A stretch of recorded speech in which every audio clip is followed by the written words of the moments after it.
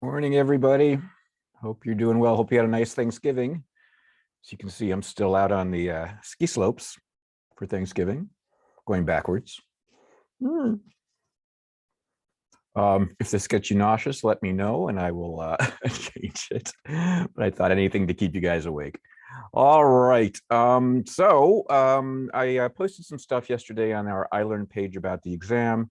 So I thought we'd get right into that and then to take a little break and see if you guys have any questions about it. All right, here we go. Where are we here? Okay. So if somebody wants to request the transcription, I can, oops, sorry. Wow. Thank you. Okay. All right. So yes, we've kind of established that we have to do the exam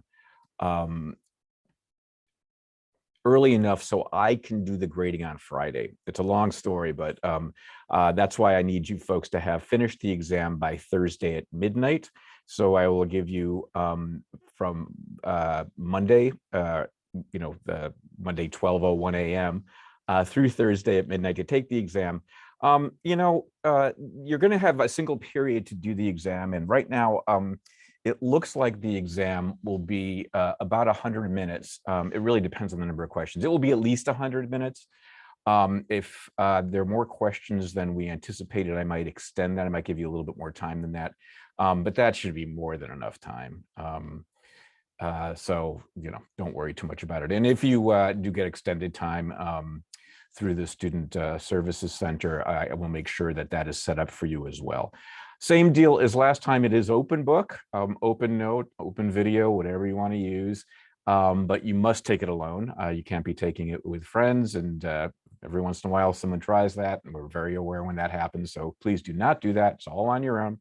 It should be easy enough. You all did so well on the midterm. I think, everything we're allowing you to do for the exam should allow you to do perfectly fine on your own. It will cover everything since the midterm in lecture. So it's pretty obvious where the break is, right? I mean, we talked about theories of perception through the ecological approach up into the midterm, and then everything since then will be on this second exam during finals week. The discussion section, I've got to check on something, but it's everything since the midterm. I believe there was a discussion section that we did on the Wednesday right before your exam that we're going to be covering on this exam. I just got to go back and check that. I didn't have a chance this morning to kind of confirm that, but other than that, it'll be everything since the midterm. Let's see. What else did I want to tell you? Just very quickly, a little bit more about the exam. It's not cumulative. What we do to determine your grade is just to count up the number of total questions between the two exams, and then calculate, your percentage score based on that. So in a sense, the second exam will count a tiny bit more because it will have more questions than the first exam. But it's beyond the number of question difference. It's not like we're giving extra weight to the second exam or anything like that. And then finally, there is a review session. I told you that I would do that, so it will be this Friday, since your exam starts on Monday at midnight. This Friday we'll do the review session, and I will be available between 2 and 4, and I'll just be there on my Zoom page waiting for anybody who wants to come in and ask questions. If you say, I didn't understand this concept, could you please review it? I'll have all the slides handy so I can go back and do that. I'm not going to redo lectures. Yeah, you don't need me to redo lectures. They're all recorded. And this review session will also be recorded and posted sometime on Friday after we're done with the review session. Could be the most boring video post in the world. If nobody shows up, you'll just see me kind of sitting there doing my work. But hey, you'll have access to it if you need it. Okay, let's take a little break here and see if there's questions from folks in the chat. Oh, good morning, everybody. Thank you. There's no snow in our mountains. I know there will be hopefully soon. Uh, is Friday? Oh, did I give the wrong date? Oopsie. Sorry about that. Yes, I did. I'm so sorry. Did I get all the other dates okay? Hold on just a second. 12/6 through 12/9. Hold on just a second. So when I say 12/6 through 12/9, am I correct? Yes. Okay. So I apologize. The date for the exam is correct. The review session is on the 3rd, not the 4th. I apologize for that. The review session will be recorded. Yeah. Any other questions at this point on the exam or on the review session? Anything at all? Okay. It's pretty straightforward.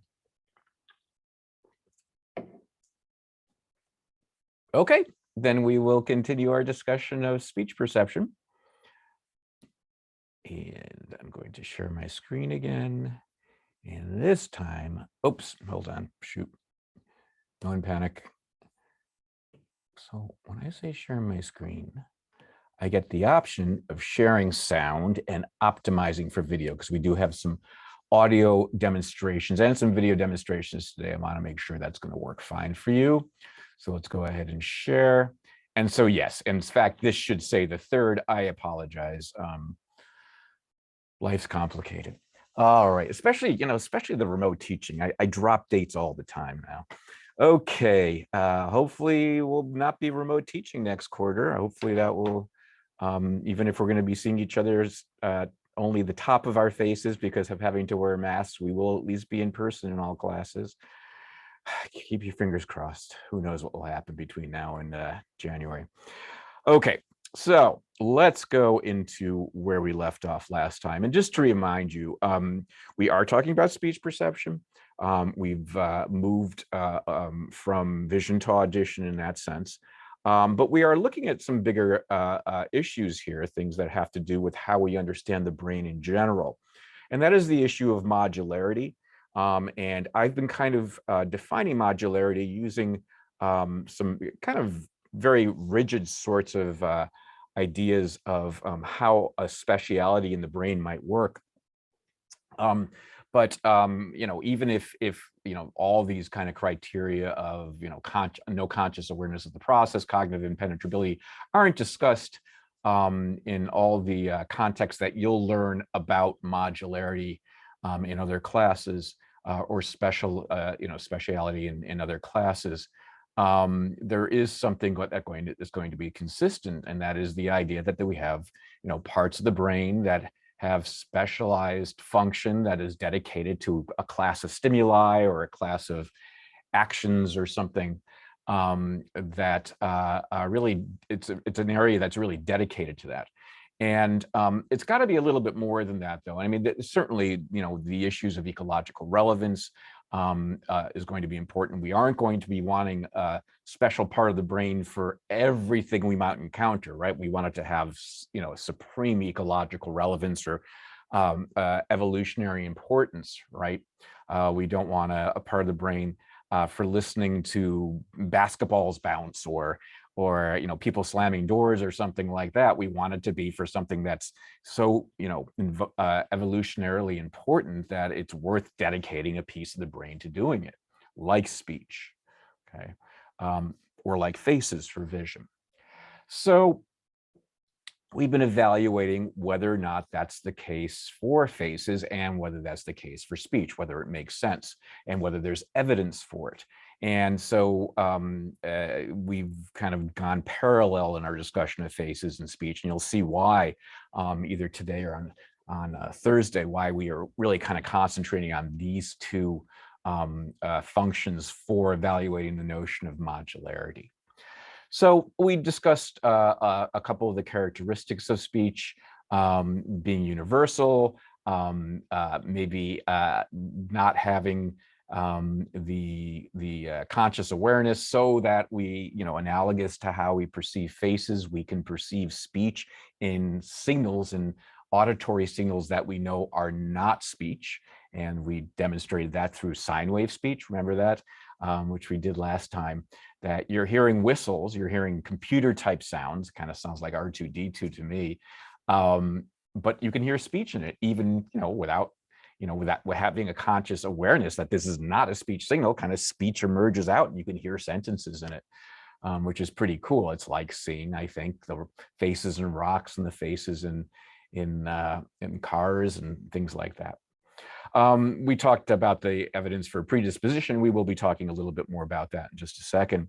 But it is the case that all cultures have a spoken language.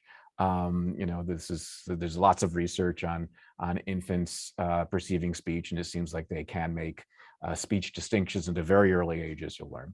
And then we left off talking about the anatomical specificity through the notion of aphasias.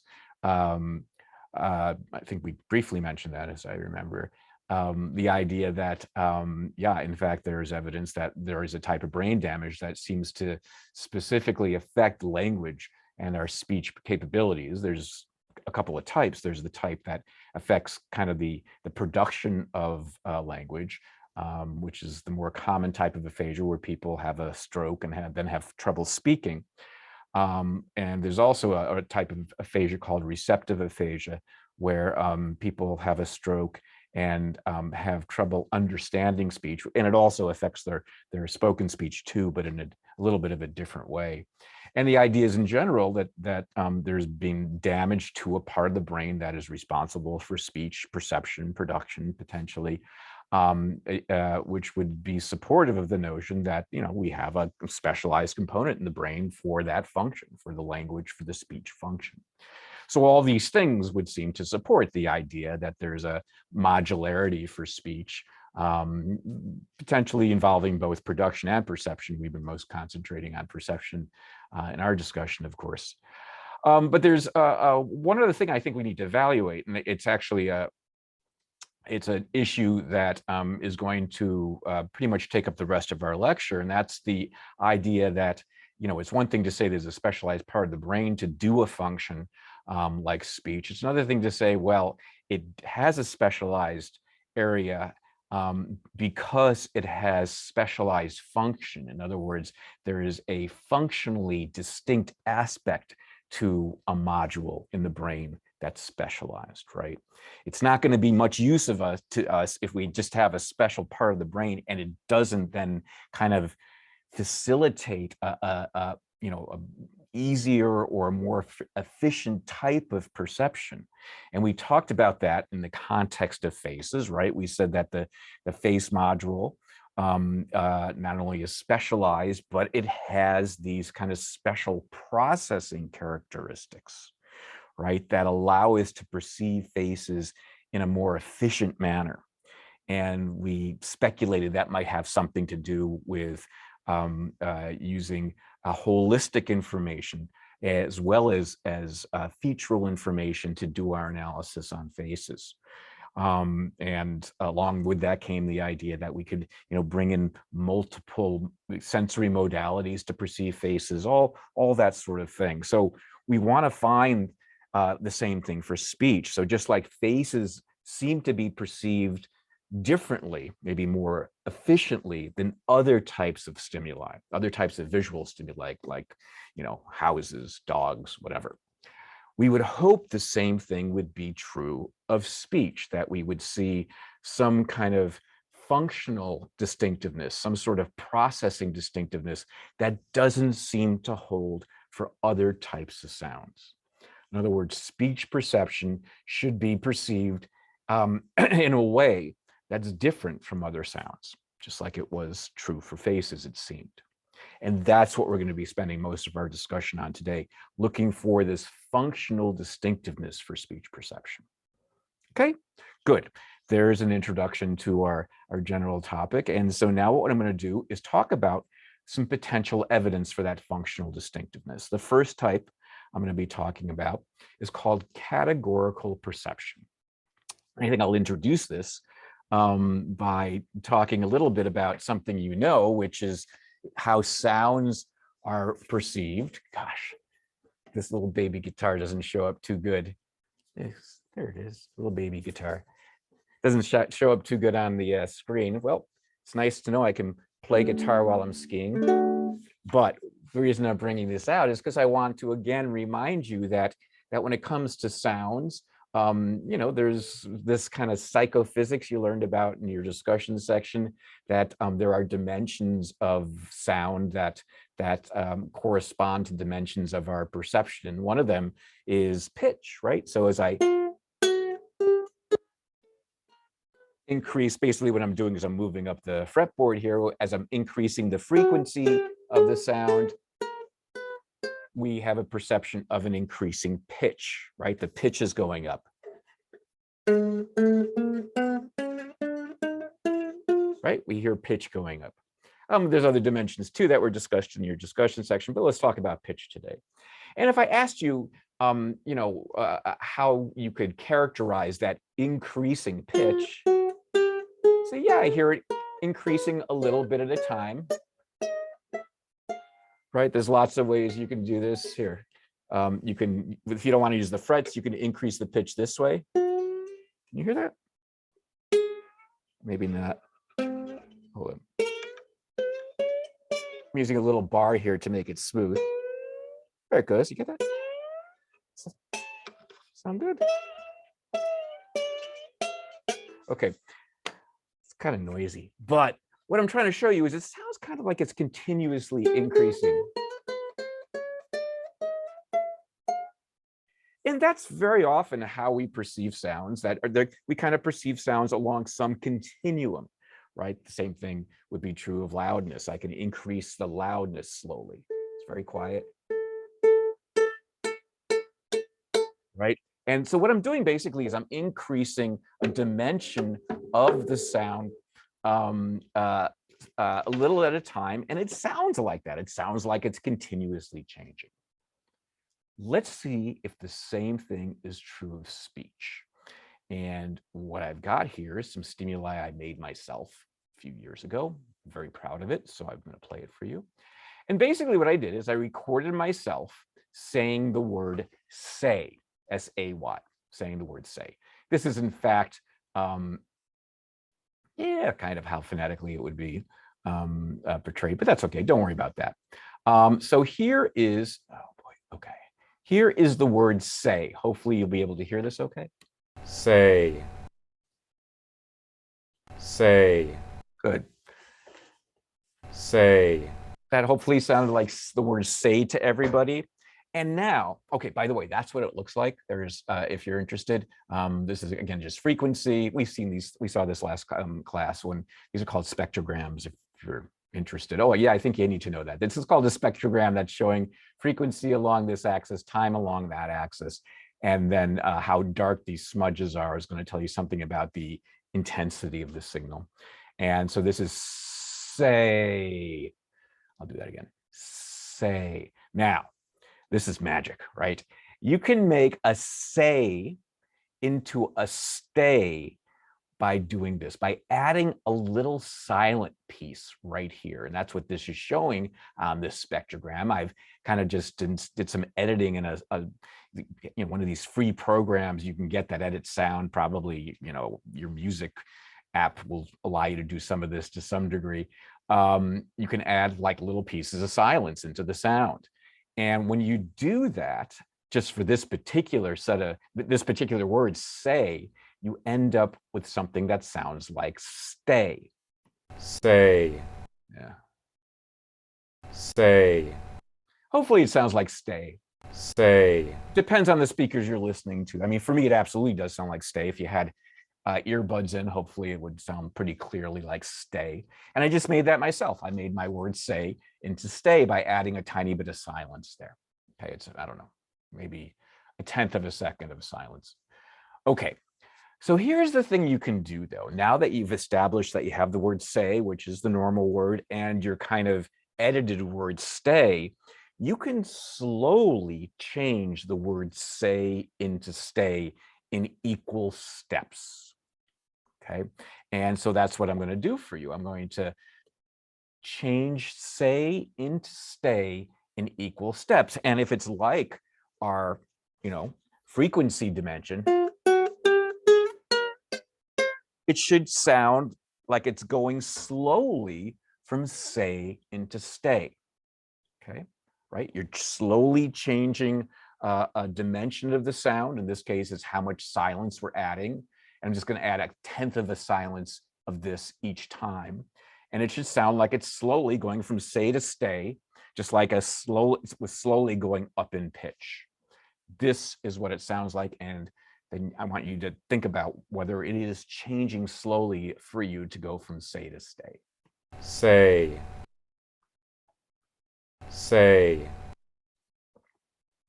say, say, say, say, say, say, say, say. Okay, I don't know what happened for you folks, but what happens for me and has always happened for me, even though I was the guy that made these stimuli, I didn't hear a slow change. I mean, I heard it go from say again and again. They all kind of sounded the same, the says. And then all of a sudden, it quickly jumped to stay. And then all the rest were stays. Okay. That's what happens to me. I hear say, and they all sound the same. It's not like it's slowly changing in there at all. They all sound like say. And then there's this abrupt change, right? Like, between maybe the 6th one I've heard and the 7th one I heard, or the 5th and the 6th or something like that. And then all of a sudden it goes to stay. Now, where you switch might be different from where I switched. There's lots of reasons for that. However, I bet the same thing happened to most of you, where you heard lots of says that didn't sound different from each other, and then it switched abruptly. Then you heard a few stays that all kind of sounded the same as each other as well. I'll play it again for you. Let's just see if that is what happened. Say, say, say, say, say, say, say, Yeah, right there for me. say, say, say.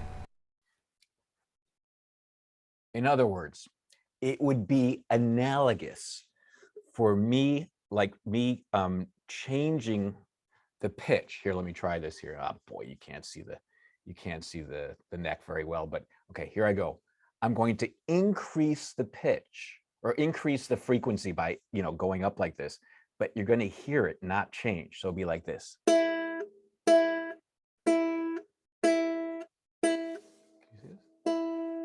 Yeah, it's hard to see. Oh. And then all of a sudden, like that. And it's not how it happens with pitch, right? Pitch, you slowly change it and it slowly increases. The same with loudness and all the other dimensions you learned. But for speech, it seems like we don't perceive in a continuous fashion. We perceive in a categorical fashion, right? You were in say category, the say category again and again and again, and bam, all of a sudden you got pushed into this stay category and you heard nothing but stays. And that's what's meant by categorical perception. This is a way of portraying it. It's not critical you understand this completely, but this is just, if you were to do this in a real experiment and play each of those different 10 words to people, say 10 times each, so you had 100, listening trials or something like that, what we would find is that people along this continuum of, adding a little silence, you'd hear say, and then it would abruptly go to stay, and then you'd hear stay, right? Like this, rather than it being a complete angle like that. It kind of seems to jump categories. And that could be special to speech. Remember, we were looking for things about speech processing that might distinguish it from the processing of other sounds. This might be one of the things, the fact that we seem to categorically hear changes in the acoustic stimuli, so that we perceive it in one category and another. And that's not just true with what you went through, which was identification. What I think is even maybe more compelling is when people are asked to try to distinguish between tokens that are within a category versus across categories. Here's what I mean by this. What I'm going to do, this is called a discrimination task, is I am going to play pairs of stimuli to you. So you're going to hear like say, stay, stay, say, or maybe sometimes it will sound like say, right? And just I want you to think about when you hear it being different and when you hear it being the same, okay? So in these pairs, sometimes you'll hear them as the same and sometimes you'll hear them as different. Let's see what happens. So I think there's 10 pairs or something like that. If you want, you can write it down or whatever, but just remember how many times you hear them as different. say, say, Same or different. say, say, say, say, say, say, say, say, say, say, say, say, say, say, say, say. I'm laughing because the transcription is also perceiving it categorically. Okay, so in a way. If you're like me, most of those tokens within the pairs sounded the same. If I had to write same or different, most of them I would say sounded the same, and there were a couple that sounded different, right? Is that what you experienced? Well, guess what? They were all different from each other. And not only were they all different, so when every single pair you heard had two different tokens in them, not only were they different, but they were separate from each other by two steps along this continuum. Okay, it's not as important as the fact that you always heard different tokens within the pairs. Sometimes you did hear them as different. And when you did, it was because one was in the say category and one was in the stay category. Where that category boundary is for you is idiosyncratic. In other words, your boundary here might be different from everybody else in the class or be different from mine. That's okay. But the fact is that the only time you can consistently be able to hear the difference between stimuli is when they traverse that boundary. So here, I can show you how this works here. Yeah. So I think this is how it worked. Actually, it's a little complicated, but the first, I don't think this is exactly right, but this is just to give you an idea. The first pair you heard say was the first and second token. And then the second pair you heard was the sixth and seventh token along that continuum. You never heard the first versus second token is different. They're within your say boundary, but you might have heard the second pair that you heard, which was involving the sixth and seventh token. The third one involved the ninth and 10th, and you probably didn't hear that one as distinct either. You heard the two tokens within that pair as the same because it was within your stay boundary. So if it's within your categories, you can't hear the difference or very easily hear the difference. If it traverses the categories, then you can very easily hear the difference. It would be like, and this is not going to be the case, it'd be like you couldn't hear the difference between this sound and this sound, okay, because it was within your low note category, and you couldn't hear the difference between this sound and this sound because it was within your high note category, but that's not true. You can hear the difference between each of these notes because you are perceiving them along a continuum, just like the acoustics is changing along a continuum. For speech, it seems different. For speech, it seems different. It seems that when we perceive speech, even if it's on a continuum, a change on a continuum, we categorize things into one speech sound or another. And once we do that, we can't distinguish within those categories. Okay. But we can do a good job distinguishing between categories. This is what categorical perception is about. And in fact, it might be special to speech perception. There's a lot of research on this topic, and it might be special to speech perception. Okay, we'll get back to that next class. But why do we perceive speech categorically? Well, it does make the language more efficient because it allows us to, kind of hear everybody say as a say, or most people, we're all going to say it a little bit different. We're all going to say the word stay a little bit different. And if our brains can kind of effectively say, that's close enough for a say and that's close enough for a stay, it allows us to hear so many different speakers, to understand the speech of so many different speakers. That's good. But it also has to do with how we produce speech, I think. Try now to make your own kind of continuum between say and stay, kind of by articulating it. So I'll try it now. Say, say, say. It's hard to do. Say, stay. Once I want to make a stay, okay, what am I doing here? Well, I'm putting my tongue close to my teeth, and that, by the way, is that's part of what's going on with the silence. Say, say, stay, stay. You really can't, through articulation, create a continuum like that, can you? You really, it's like you're either producing a say or a stay. There's no real continuum in how we're producing speech ourselves. So in a sense, we do produce speech categorically as well, which could influence how we also perceive speech, right? Say, say, say, say, stay, stay, stay. Now, once I get to stay, once my tongue is up there to produce stay, stay, okay?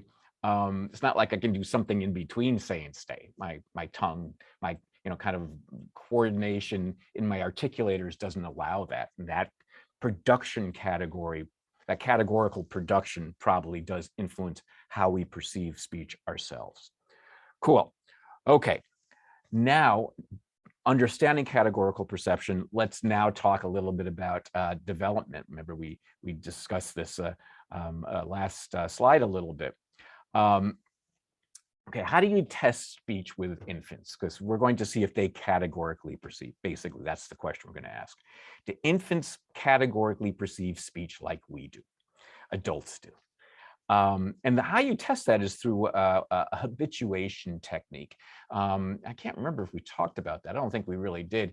Basically, what you're going to be doing with infants is testing how quickly they get bored. And there's lots of ways you can do that. With really tiny little infants, you can do it with a sucking method where you kind of measure how quickly they suck over a given period of time. And what you find is that even for very young infants, a couple of days old, that they will suck faster whenever they experience a new stimulus. Isn't that cool? Yeah, that it really kind of allows this neat method that they can, you can find out what an infant is perceiving based on how quickly they start sucking. And if they get bored, they start sucking more slowly. And here comes a new stimulus, they start sucking faster. So this is great. This will allow us to see if infants might perceive speech categorically like we do. It's called a high amplitude sucking methodology. There's other ways of doing this too, but with little guys, with the real little infants, this is a really nice way of doing it. And what you find, there's also, I'll talk about this next class, but with older infants, you can, when they start being able to focus on things, you can look at their gaze as well. But we don't need to talk about that now. Let's just kind of go with the high amplitude sucking. What you find with infants, by setting up continua, like I did for say to stay, you can set up continua from different consonants to each other. You can set up continua from ba to da, to pa to ta by editing, like we did here on a computer. By editing the stimuli, you can set up a continuum from say this first one, ba to da. And you'll find that adults do perceive this categorically, right? Even though you're changing it slowly from ba to da, adults will perceive lots of ba's that are all the same, and then it will quickly shift, and they'll hear lots of da's that are all the same. Okay, so they categorize things even though the change is continuous. Do infants do the same thing? And the answer is absolutely yes, they do. That through measuring how quickly they suck the pacifier and therefore understanding when they're getting bored with the same stimulus being presented, or when they perceive a new stimulus or a stimulus as having changed, we can find that infants, like adults, categorize speech. So they seem to have whatever kind of idiosyncratic processes are used for speech perception with adults, it seems to be available very, very early, as early as it can be tested, which is interesting. Also, I should mention, you kind of have to make sure that, so basically, let's think about the methodology a little bit more. If you'd be playing the same stimulus, the same specific stimulus, ba, ba, ba, over and over again. And then what you do is you say, play one that was still within the category based on what adults do, but was a little different, and see if they heard it as something new or they didn't. And typically, if it's not too far from the original one, they'll hear it as the same and they'll slow down their sucking.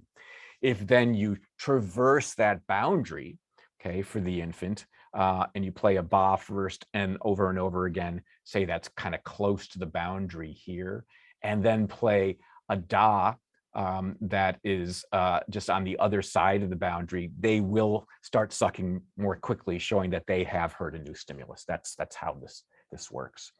And it does seem that it has something to do with the change of the consonant, and not just something having to do with the kind of the superficial auditory nature of this, because what you can do is kind of make it a little bit more complicated. So you have maybe different voices producing all the bas from each other. So, or maybe a different intonation. So I'll do that. Let's see.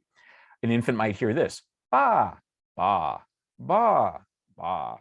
And, they might get interested at first that there's different pitches, but then they're going to get bored because these are all bas, ba, ba, ba, okay? But then you change it to da, and that is when they will show the kind of heightened kind of stimulation. They will start sucking on the pacifier faster. So it seems, that's what this means right here. It seems that infants are sensitive to these consonant changes, which I'm generally calling phonemic. Remember, we talked about phonemes. They are sensitive to phoneme changes, and they perceive phonemes categorically. It's not just something that's going on with them perceiving the superficial auditory nature. It seems like they are sensitive to the differences in phonemes at as early an age as you can test this, certainly within a week or something like that, which is pretty amazing. You might know this from your other classes. Not only can they perceive phoneme distinctions, consonant distinctions, from the language that their parents speak, they can perceive phoneme changes from languages that their parents do not speak. So at a week old, even at a month or a few months old, they perceive what's called non-native contrasts. So you might have heard this before, that as adults, we are very good with the sounds of our own native speech, right? If we are primarily monolingual, right? Yeah, I learned Spanish in high school, but I sadly don't remember very much of it, so I'm monolingual pretty much. I have trouble making certain distinctions that exist in other languages. So there's certain sounds of Spanish that I have trouble distinguishing that are too close. Maybe you've heard this as the example that's often given is that native Japanese speakers who were exposed to English maybe later on in childhood or life, they have trouble making the L and R distinction. It takes them a lot of training to be able to make that distinction. And that's what happens to all of us. After a year or so of life, we, kind of get very finely tuned to the phonemes of our own language and lose the capability of being sensitive to other languages' phonemes. But babies, when they're born, up until about a year of life, okay, their first birthday, they aren't just good with the native language that their parents primarily speak. They're good with other languages in being able to make contrasts in phonemes from foreign languages. So, for example, Japanese babies can make that LR distinction, and they can do so up until about a year, their first birthday, and then they start losing that ability. And certainly by the time they're, 3, 4, 5, they have a lot of trouble making that distinction. That continues through adulthood. So when we're born, we're kind of like, super speech listeners, in that we're able to make these distinctions that don't exist in our native language. So yeah, that's the common thing. And it does disappear after about 12 months. Oh boy, there's my monkey faces thing. Okay, I don't think I told you about this, but this is just a little aside. I don't think you're going to be tested on it, but for those of you that like monkeys, who doesn't like monkeys? Human adults have trouble distinguishing between monkey faces. Human adults have trouble distinguishing between monkey faces, between two different monkeys. Human infants up to about a year old are better at it than adults. I don't know what to make of this, right? I guess when it comes to face perception, right, there's kind of this specialization that occurs for the faces of our own species, right? But that specialization doesn't really come into play until about a year of age for most of us.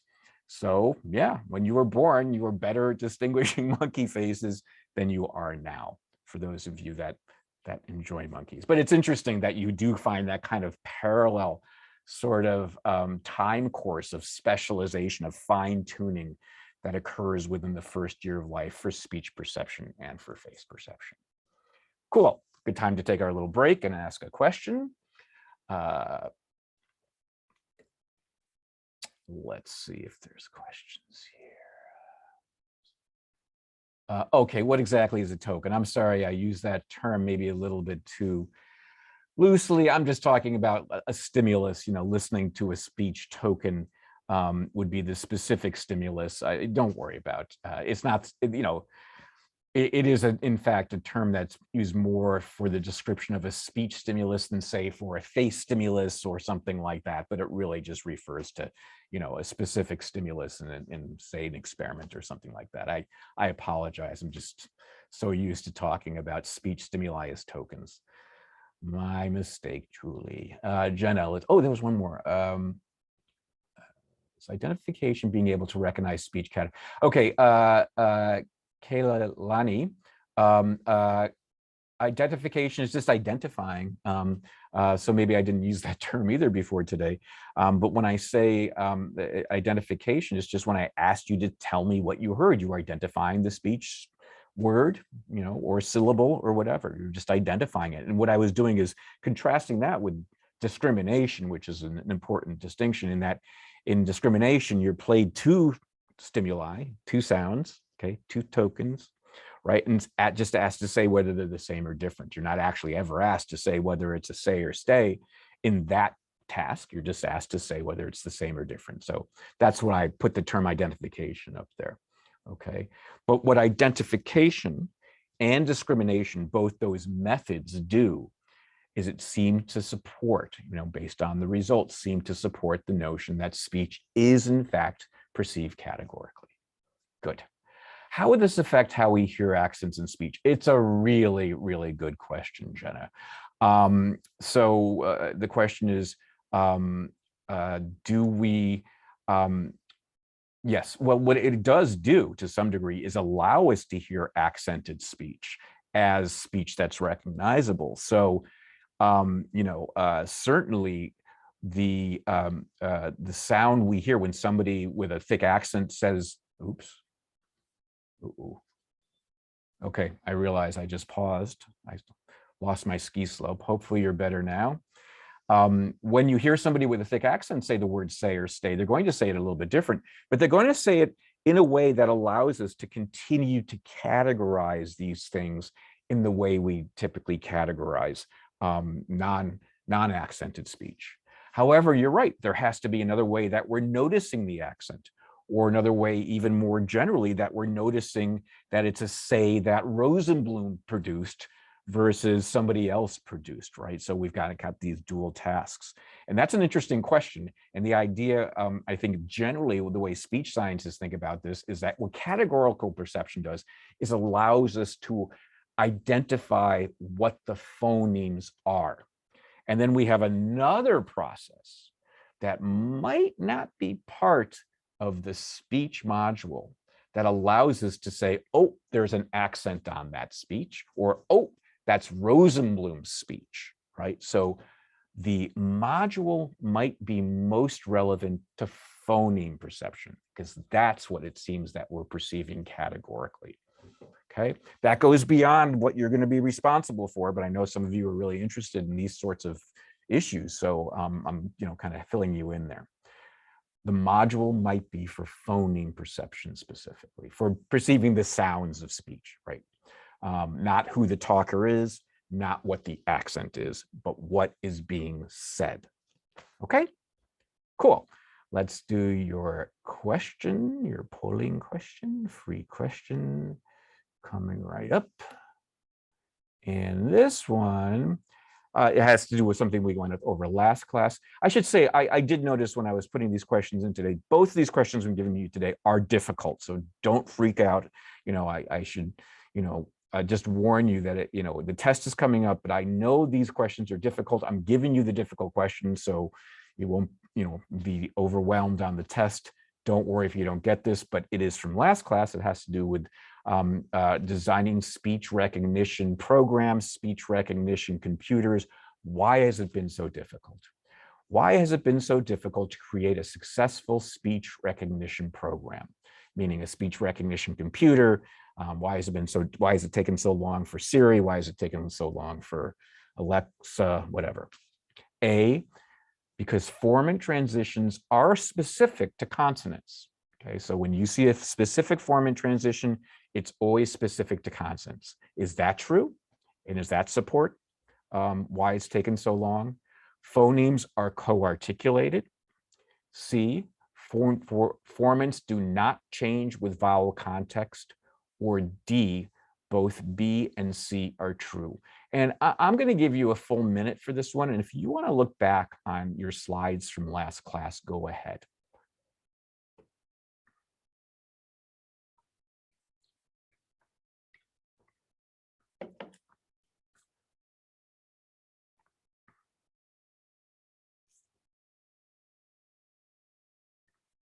Take your time with this one. I know it's hard.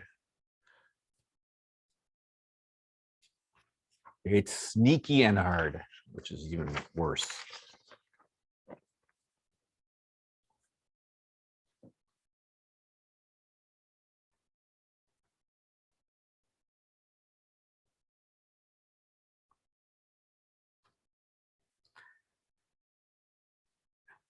It's sneaky, hard, and I'm mean. Give you another 15 seconds.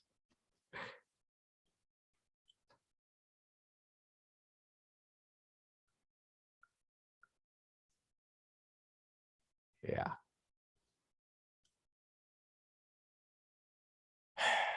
Okay. Yeah. All right. I'm glad I asked this question here, so you'll all get it right on the exam, even though you didn't get it right here. The correct answer, drum roll, the correct answer is actually B. Okay, let's go through these one by one. And, we'll talk about the format of the question as well. Okay, first, formant transitions are specific to consonants. Remember, we discussed this, and if you look back on the slide, that's really what the problem is that formant transitions are not specific to consonants, right? There was this little correspondence, but we found right away that if you, let's see, the specific example I gave you last class was, yeah, D and do, of course. That, yeah, the the falling formant transition we had identified before the second formant declining formant transition was something that distinguished syllables such as da from ga and ba, that sort of stuff. And so you potentially could tell your computer, hey Siri, look for this second formant, the second formant's transition going down. That will tell you it's a duh sound. But then once you put that duh sound in a different vowel context, such as D, E, right, you find that formant transition no longer works as a good cue. So formant transitions are not specific to consonants because in different vowel contexts, the formant transitions for consonants change. Okay, which also means that C is incorrect. Formants do change with vowel context. Formants do change with vowel context. We found that. You know, this, I might have confused the question a little bit. I probably would have made the question easier if I put formant transitions. It's really the same thing, but I will change this on the exam to make it easier. I will say formant transitions do not change with vowel context, which is a lie. Formant transitions absolutely change with vowel context. So both A and C are lies. Okay. The reason why is that phonemes are co-articulated, which causes formant transitions to not be specific to consonants, and formant transitions to, in fact, change. Okay, sorry about the connection. Formant transitions do change with vowel context. So the correct answer is B.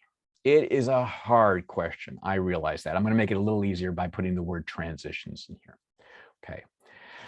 The other terrible thing about this question is that I often do have a correct answer of both B and C or all the above and that sort of thing. So, and this is true of a lot of faculty, a lot of tests, when there's an answer that's both B and C or all of the above, that sometimes is the correct answer. So people will tend to put that if they see it. In this case, it's incorrect. The correct answer is B.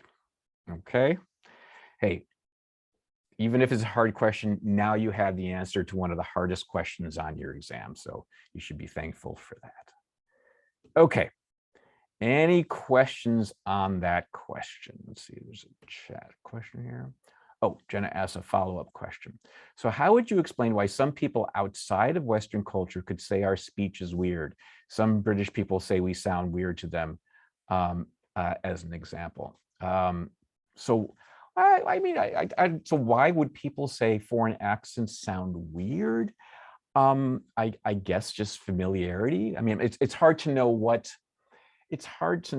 would induce somebody to say weird in general, but I guess, we would, I guess, label things as weird that we're less kind of familiar with, that sort of thing. And, one way that we are able to, identify our own native speech relative to accented speech probably does have to do with familiarity, I would think. So yeah, I'm not exactly sure what's meant here, what you mean here by weird, but yeah, it sounds foreign to us because we have less familiarity with it. Accented speech is a really interesting question, and it is an interesting question of how much do we take into account when we're actually trying to process the phoneme structure, the most important part of speech. It's a really interesting question. There's lots of research on that if you're interested. Great. Any questions also, though, on the practice question we just did that was a pain in the butt? Okay, I will change it a little bit to make it easier. Cool, thank you. Let's go back and share our screen again. You're good to go, it looks like. Okay, so again, big picture here. what we are doing is looking for evidence of a functional distinctiveness of speech relative to non-speech sounds. I'm going to have another example of this right now.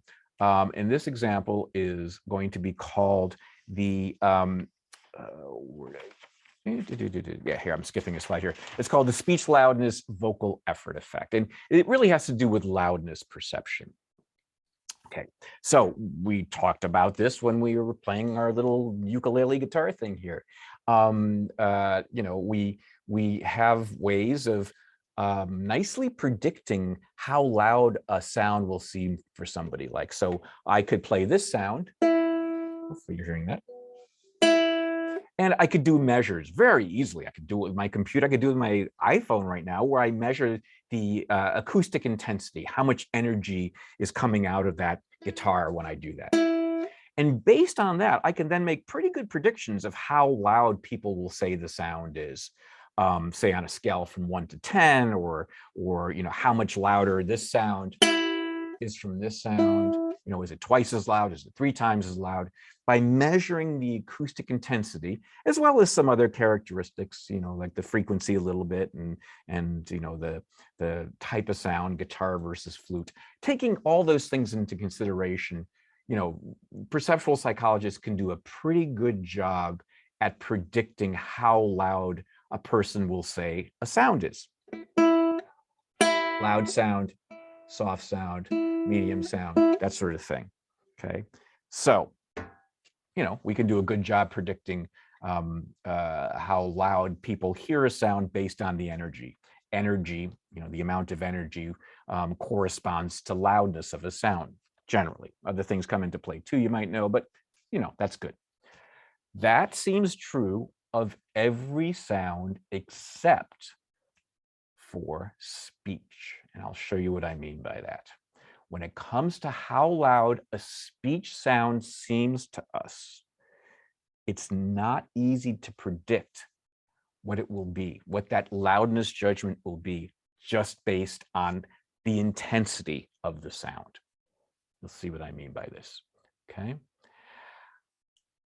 Here's 2 sounds, E and ah. Oh, you're gonna love this. This is again my voice, and this is the most embarrassing demonstration I'll be doing all quarter. So, you know, if you've been a little tired today, you know, this is when you should perk up, because it's going to get very embarrassing. This is me producing the speech sounds, the vowels E and ah. E, ah, E, ah, E, ah. Okay. That's embarrassing, but wait, it gets more embarrassing. But that's me saying E and ah. And my goal was to produce them with about the same amount of loudness, E, ah. I think I did a pretty good job. To me, they sound more or less equally loud, you know, pretty much. Let me show you what the acoustic energy, what the sound energy looks like for E versus ah. Here it is. This is E and this is ah. And don't worry about the details of the graph. What should be obvious here is there's a lot more energy for ah than E. A lot more. You know, it would be something like, here's what the acoustic energy, the analogous acoustic energy is for E. And here's the analogous acoustic energy for ah. Right? That's kind of how different the energy is for these sounds. Let me do it again. Sorry. Right? It's a big difference in the amount of acoustic energy. However, we hear them, drop my ukulele, we hear them as pretty much equally loud. Let me play it again. E, ah. More or less, right? Here's E, ah. Okay, enough of me. E, ah. This is, I had bad dreams like this. Okay, so what I did now is I tried to equalize the amount of energy in each of those 2 vowels. Here's what it looks like. Okay. I didn't do a bad job. So basically what I did is I just used a program and turned up the amount of energy for E, so it was kind of equal. Maybe it's a little bit more, but not a lot more. but I wanted to make the energy equal. And when you do that, they don't sound equal. Listen. E, ah, E, I ah, don't know if you can hear that, but E, ah, the amount of, I mean, it sounds, the E now sounds a lot louder. In fact, on my computer, it's distorting. Like it's, right? But they should be much closer in how loud they seem based on the energies now aren't too far off, right? Okay. I did one other thing, and this is the thing you're going to remember me for forever. I decided to try to produce them so that their energy was the same. So here's how it looked like. I did a good job in terms of trying to get the energy is the same, right? So I re-recorded them and I watched as I was recording them. I watched this little program I have on my computer that can tell me how much energy the sound I'm creating is. So it took me a few times, but I did a pretty good job, as you can see here. And as I play them to you, see if you think they sound equally loud. E, ah, E, ah, E, ah. Oh, the things I do for you. Okay, that is so embarrassing. All right, so in order for me to make the energy equal, I had to really, really force out that E. I mean, it sounds painful. Right? And the is much less forceful, right? And that's what allowed me to get the energy equal. So equal energy, which on a guitar should be equally loud, does not produce two different vowel sounds as being equally loud. The first one E, ah, sounds so much louder than the second. E, ah, E, ah. Okay, well, what's happening here? Okay, what is happening here?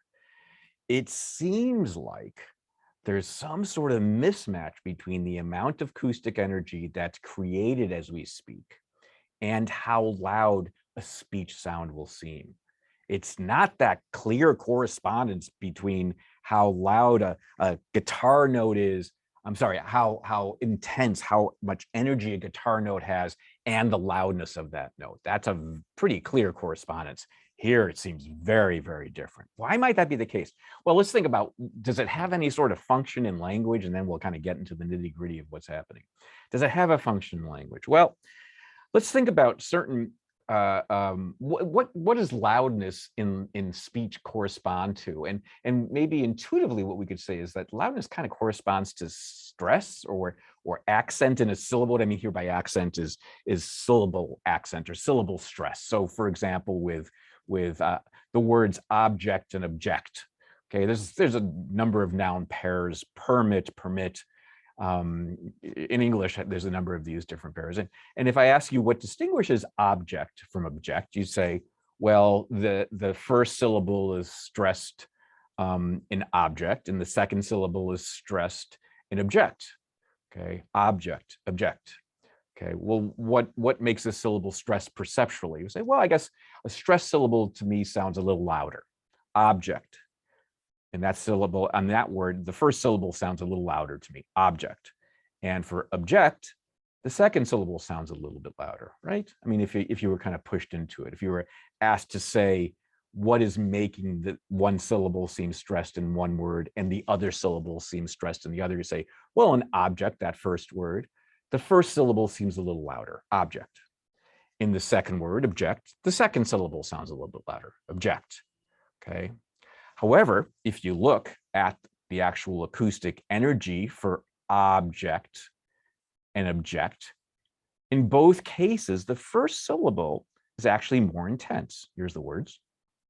Oops, here's the words. Oh, well, you don't need to hear them. I had this demonstration. You don't need to hear them. Everything, you just heard me say object, object.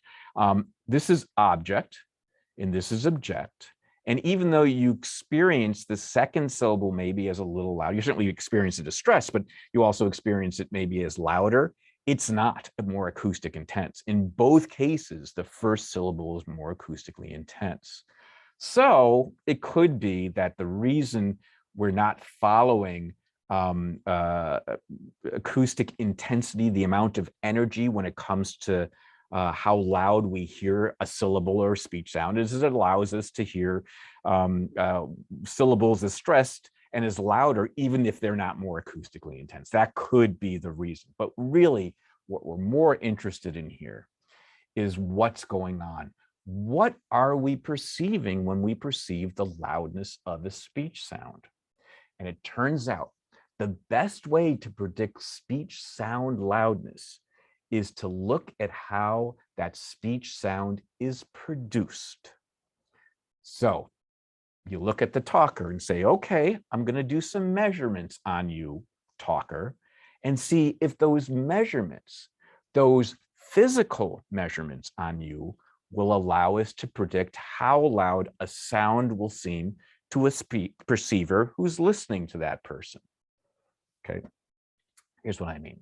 Basically, what I'm saying is that speech loudness is going to correspond to how much effort a talker is using to produce that speech sound.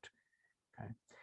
Effort is a hard thing to measure, but people have come up with a way of measuring it and have come up with a way of measuring it that will predict how loud a perceiver will perceive that sound. How do you measure it? Well, in the old days, it was pretty yucky. And I was in a laboratory that did these sorts of measurements. And what it involved in the old days was actually sticking wires into muscles and asking people to swallow little kind of balloons that would kind of get stuck in their vocal cords. It was a mess. I was never one of these people that was asked to do it, but for the sake of science, they did more than embarrass themselves. They put themselves through a good deal of discomfort. And using those sort of techniques, they were able to measure things like these terms here, where vocal work would equal the product, okay, the kind of dimensions of what's called subglottal pressure, which was how much air pressure occurred below the voice box. That's what subglottal pressure is, how much pressure is being built up down here. And also the velocity of the air across the voice box. I should get rid of these kind of terms. This is how it was written in the original paper. What the glottis is here is the same as the larynx, more or less, which is the same as your vocal cords. For all intents purposes, these are too many terms for the same thing. I'm sighing because I'm exasperated by my using these terms here. Subglottal means below the vocal cords. Air velocity across the larynx means the air going through the vocal cords. That's all you need to know, just that these are what the terms mean. Subglottal means the air pressure below the vocal cords, below the glottis is a part of the vocal cords. And the air velocity across the larynx is how quickly the air kind of pours across the vocal cords, which is obviously related to the amount of pressure, but it's a separate dimension as well. So somehow scientists got in there and using wires and balloons and a whole bunch of messy stuff, they got these values.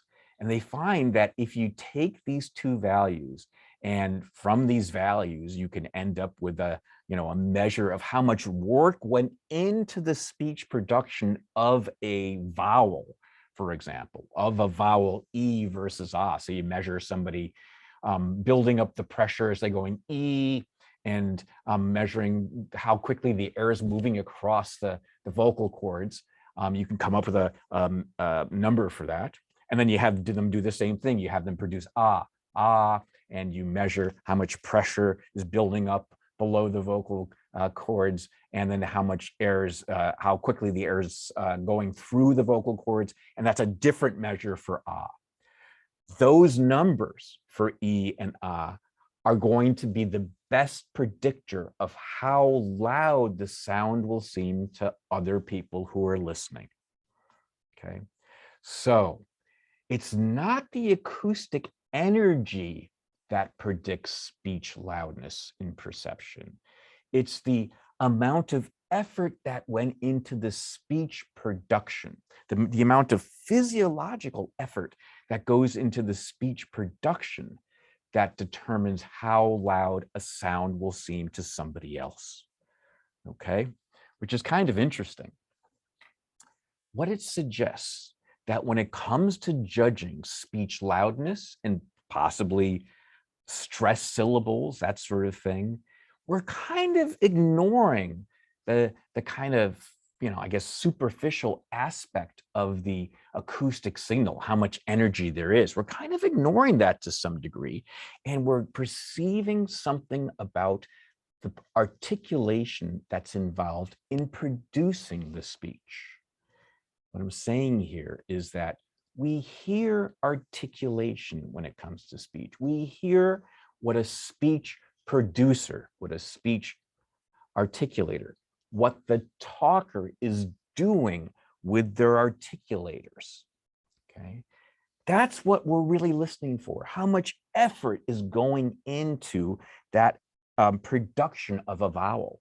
Even if the acoustic energy is something different, I'm listening for what the talker is doing in terms of the amount of effort, the amount of work that's going into producing the speech. Okay, so we perceive articulation in this case. The question is that something specific to speech where we really are kind of ignoring the acoustic, dimensions, like how much energy is there, and concentrating on how the sound was created? Is that something special to speech, right? Where we're concentrating on how the sound was created. In other words, that might be something else that's special. Like when we hear basketballs bouncing, when we hear doors slamming, when we hear someone clap hands, when we hear whistle sounds, something like that. We seem to rely mostly on the acoustic energy.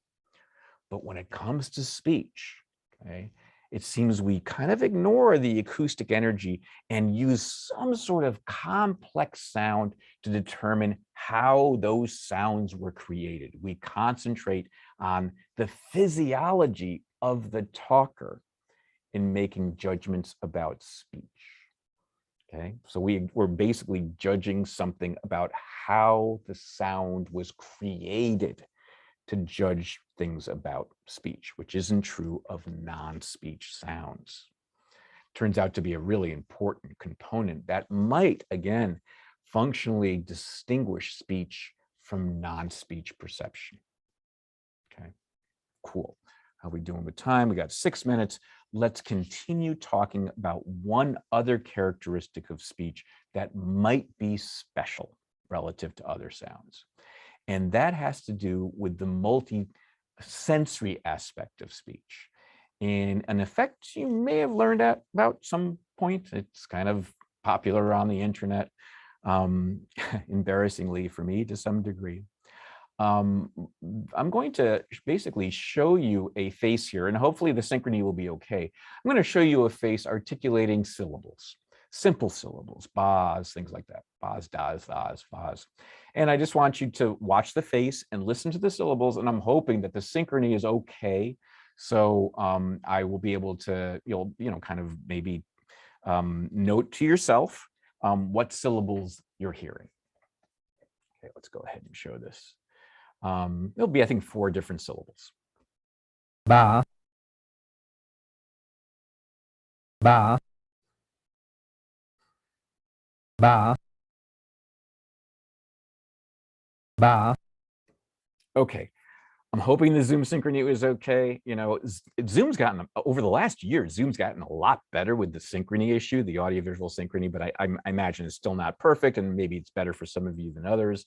But if it was synchronous enough, hopefully you heard the syllables ba, da, like it was ba, va, da, da, something like that, okay? Hopefully, if the synchrony was good, You got that. All right. Now what I'd like you to do is I'm going to play this again. I'm going to play the exact same video clip, but I'm going to have you look away. I don't want you looking at the face. I just want you listening. You can close your eyes too. That might be the safest thing to do. And I'm going to play it again. And I want you to see if you believe you're hearing the same syllables over again. Ba. Ba. Ba. Ba. Okay. So this time, hopefully you actually heard everything fine. And it was, in fact, the same syllable again and again. It was ba in this case. It was the same syllable ba 4 times. When you had your eyes open the first time and you saw the face articulating along with those syllables, you probably had a different experience, assuming the synchrony was okay. You probably had an experience of perceiving ba, va, da, and da. Now what I'm going to do is just play it again, and I'm going to let it loop a little bit this time. And I want you to start with your eyes opened, and then you can close your eyes and have your eyes open and close your eyes, and you'll see what you're seeing is affecting what you're hearing. Ba. Ba. Ba. Ba. Okay, again. Ba. You can look away now if you want. Look away and look again. Ba. Ba. Ba. Okay, I'm hoping this worked for most of you. There's some great examples online. If you want to, so this is the most embarrassing lecture of the year for me. If you want to, you can look up McGurk effect on YouTube, and there I am. 5 million hits. It's become kind of a known demonstration, and it's one that involves me. So that is that's another way of seeing this. If this didn't work for you, but here's what happened. Basically, the audio was ba ba over and over again. The video was da, van, ga. I can't remember all the details. I believe there was a da in there too. What people end up perceiving when the synchrony is right is something like the, which is visually influenced, va, which is, again, the visual dominant here. And then in some cases, if you have an audio ba's coming to your ears, and you're seeing a production of ga, people will sometimes end up with a compromise, and they'll end up perceiving and actually reporting that they're hearing da. This is the McGurk effect. And there again, there's more than just my silly demonstration on there. You'll see other demonstrations as well. But I urge you to do it if this effect didn't work. Okay, let's stop here, and we will do our question. We'll talk about the McGurk effect in detail next class. I saw the talking piano. Okay. Okay, I'm so sorry that people aren't getting this. I'm so sorry. Please do look at it online. It doesn't have to be mine, just do it with anybody. All right, let's make sure we just do our polling question here. Shoot, hopefully we'll have time to do it. Okay, it's on categorical perception. I'm going to read it quickly. In a categorical perception demonstration, perception of say gradually turned to stay. Is that true? B, discrimination judgments within a category were much easier than across categories. Is that true? Or C, perception of say changed abruptly to stay, or both B and C are correct. I'm launching this just to make sure we get it into our notes, so you'll have the question.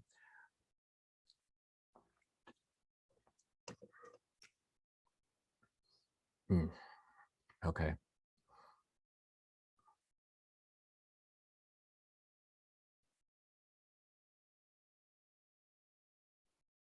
Okay, I realize it's 10:50. I'll just give you another few minutes.